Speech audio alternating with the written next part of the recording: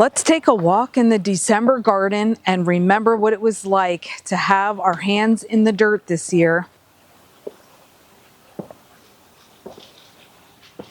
And the feeling of the warm sun on us as we planted new items into our landscape.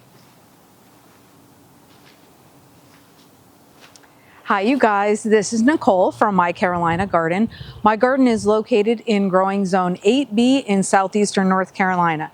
So as we walk through the December garden today, kind of looking at what the standouts are right now at this time of year, I also want to have some chats about things like upcoming video ideas, because someone had given me a great idea about doing some greenhouse chats. I have a beautiful space inside the greenhouse and I thought, yes, that is wonderful, but I'd love your feedback on what types of things we should chat about. Are we thinking like seeds or propagation? Are we thinking like time management?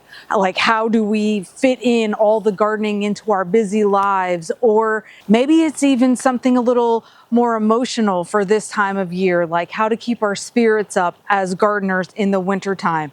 So please leave me comments so I can get some great feedback so I know what kind of greenhouse chats to have. And probably the upcoming cold months, that would be a great way to have excellent conversation, maybe learn a little something, and just enjoy the plants around the space in the greenhouse. So we're going to start in my rock garden area, and I just want to point out some of the things that are interesting. So right here to the back of the garden, closest to the fence line here, you can see that I have purple heart. And despite the fact that we've had frigid nights in the 20s, etc., I have a lot of purple heart still looking purple. And that's quite unusual because it doesn't like the cold. So it must be just protected enough to be doing okay.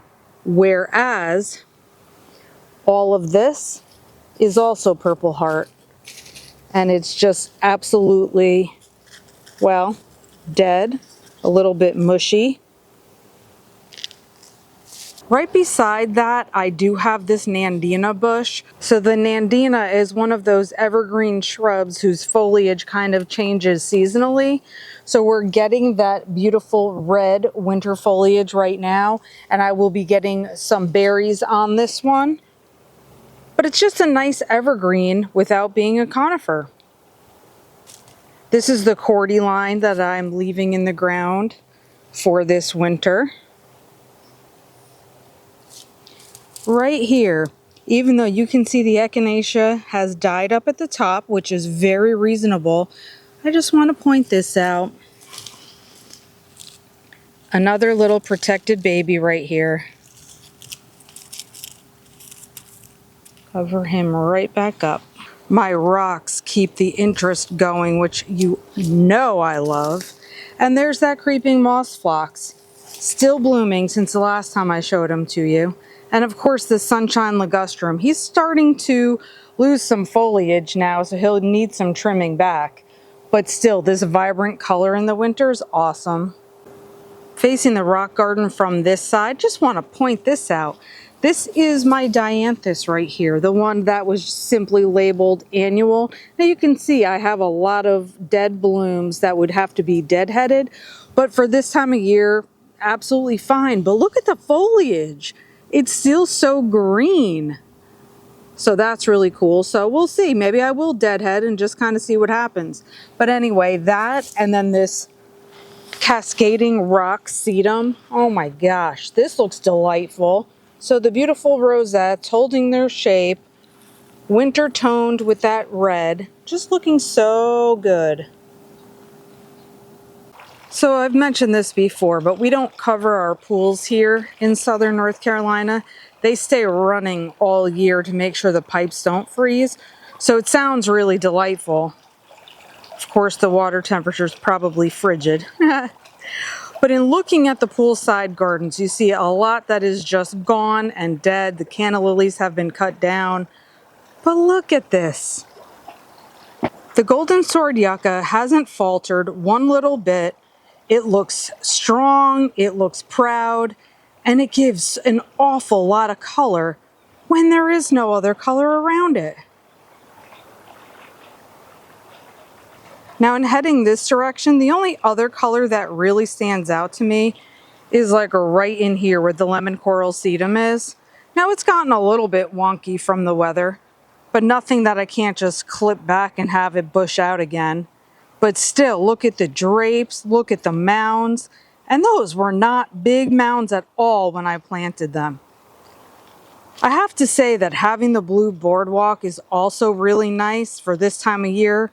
This is my first winter having it because I only created the secret garden this past year, this past spring. But having this blue boardwalk just adds that bit of extra color. So little things like your garden statuary that has blue in it also kind of stands out. I like that a lot. And looking over toward the pool, this right here is another kind of yucca. I don't know the name of it. That was given to me by my friend, but it looks pretty cool. And of course I knew it was an evergreen also. That one had a pup that I split off from it, which is right here. And then these two little tiny babies are of the golden sword yucca. And again, they're just tiny. Coming around to the front side of the poolside gardens, I do want to show you this right here. I just wanted to come at it from a different angle so I wasn't shadowing it. But I do have my little sago palm down here. It does live out in the landscape. I don't cover it or protect it. However, the one thing that is new for me this year was this mangave. It is Pineapple Express. I said I was going to leave it out in the landscape without overwintering at all because it is supposed to be hardy in my zone. I took some pups from it, just dug them out from the side. Those I brought inside the house, but this I was leaving out here. I'm not sure if I should have covered this foliage or not. This is what the foliage actually looked like. It was speckled like that. And obviously all of this foliage is dead now. So I said it would be a test. It is. And of course, I don't like plants that are too fussy that I have to do a lot to anyway, so it may or may not stick with me. But I did want to show you these really cute succulents. I have to take some of the dead leaves off of them in the back, but these are precious. I love having them here. They've been here for a while too, and have lived through the winters, etc. I do have other dianthus that's the foliage is living on also. No blooms or buds at all, but the foliage is still alive. Now up in my front walkway, you can see the nandina on either side of the walkway, again with its winter color. And I did cut a bunch of berries off of that to use for my greenery arrangements. And then I have the lemon coral sedum on either side of the walkway as well. Again, it's just going to need some clipping back, but it's really not horrible. I have my verbena that's in here as well. To me, it looks like maybe, you know, the flower buds died back so it could be deadheaded, but it's almost like if I deadheaded it, it might bloom again, especially during some of these more mild days. The foliage is pretty well intact on a lot of these pieces. So again, I might just do some clipping back on this kind of stuff and see what happens if I get more blooms. As we go up closer to the front porch, this is my lantana that's always blooming like it's vibrant, beautiful, tons, plentiful flowers of orange. And you can see it's completely dead, which is normal. And so this one will get cut back all the way to the ground because all of the new growth starts out from ground level. Nothing, no foliage or flowers bloom on that old wood. The cabbage, holy, still looks absolutely fantastic. Like it didn't wither at all. Look how huge it is. So that's pretty fun. I did propagate some pieces of cabbage. They're inside my garden tub right now, so I'll have to check and see how they're doing. But the other thing just to note is in the front where I had lined my flower bed previously with the other kind of dianthus, still same deal. The foliage is still alive. So I'm going to deadhead these. I thought I was done deadheading for the year, but clearly I am not. And see what happens from there. Here's some more purple heart. Same kind of deal.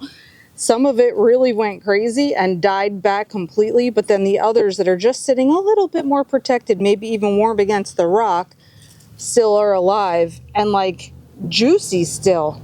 Not wimpy at all back there. And while we don't need to go through my whole front peninsula bed, I just wanted to point out the golden sword yucca again. This guy produces pops that clearly I dig up and move around, and then they just make standout features for your winter garden. Now I just want to walk you into the greenhouse because I had some very delightful things happening in there that I want to show you, and we can end on a very beautiful, colorful note. So each day, whether it's after work, sometimes before work, I like to just pop in here, check on everyone, see if anybody needs water or how they did with the chilly temperatures the night before.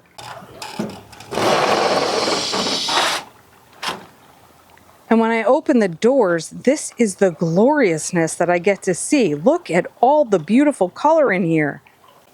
So a lot of what I have in here, you've seen. You watched me bring it right in from the outside.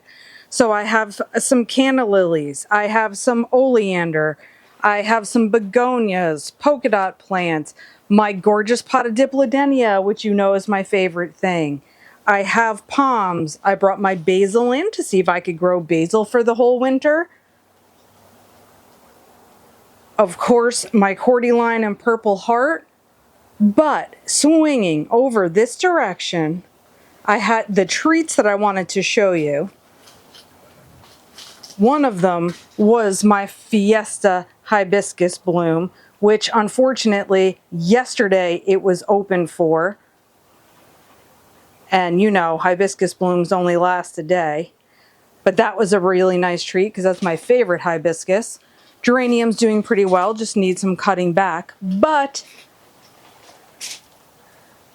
hello, my bougainvillea is starting to bloom again. I think it really loves the conditions in the greenhouse because I have such great success with the blooms in here. So clearly, I still have some garden work that I can do, some more deadheading and clipping back, but honestly, it's a really hard time of year to find the time to do chores like that, especially when most of the garden is asleep right now. It's like, oh man, do I have to go out and do deadheading? But it might bring me some more blooms, so you know I'm gonna try to nestle in some time in there.